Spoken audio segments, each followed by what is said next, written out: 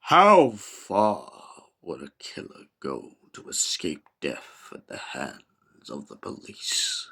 Well, we're about to find out when Charles Lee Ray goes running on a dark, stormy night and finds himself in a shop for children and picks up a good guy doll, a doll that will save him forever and make him truly immortal. Hello, ladies and gents, boys and girls, people of all ages, sexualities, and identities. Welcome back to another film review. And today's film review is one of my personal favourites, Child's Play. A film about a strangler named Charles Lee Ray, who escapes death after being chased into a toy store by a cop. Addy Dewey Dembala, give me the power, I beg of you. And upon that, lightning strikes. And essentially, he transfers his soul into the doll of a good guy. But old Charlie boy's problems have only just begun. It turns out that he has been picked up from the explosion and taken to a young man's house. The young man named Andy Barclay.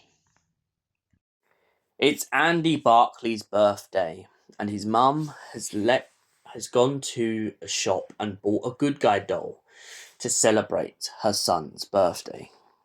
But Andy's good guy doll is nothing like any ordinary good guy doll. It turns out that it has the soul of a demented strangler who is looking for any which way to get back into his old life and seek revenge on all those who have wronged him, especially the cop who shot him dead in the toy store.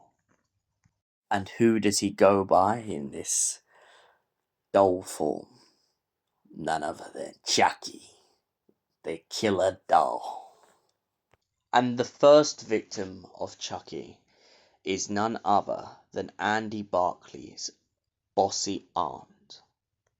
Then he kills John in John's apartment. Now, John, for anyone who doesn't know, John was the voodoo guy who taught Chucky to become the doll. John taught Charles Lee Ray a bunch of voodoo, but once he realised what Charles Lee Ray was capable of and what he would do with it, he banished him from the school and played his own trick back on him. But little did John know that one day Chucky would return, and he would come for him once and for all. So Chucky blows up his flat and leaves no evidence.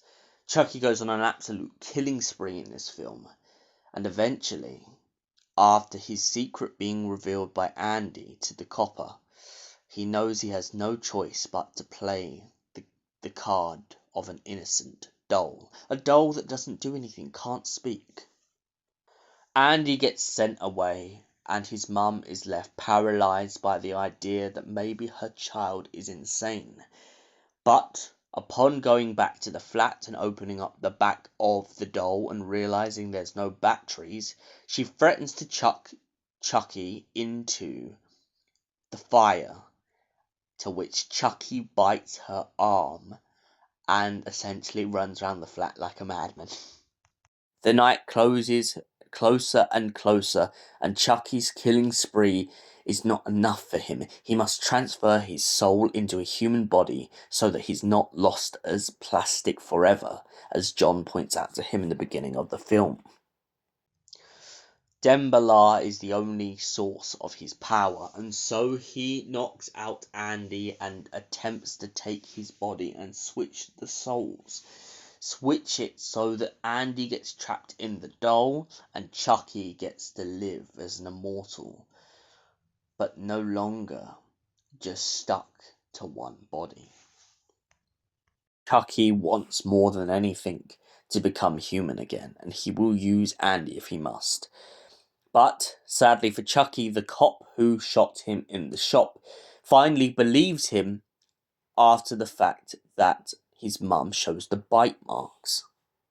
As the ceremony begins, Chucky is caught off guard as the cop bursts into the flat and essentially shoots him and then attempts to chuck him in the fire.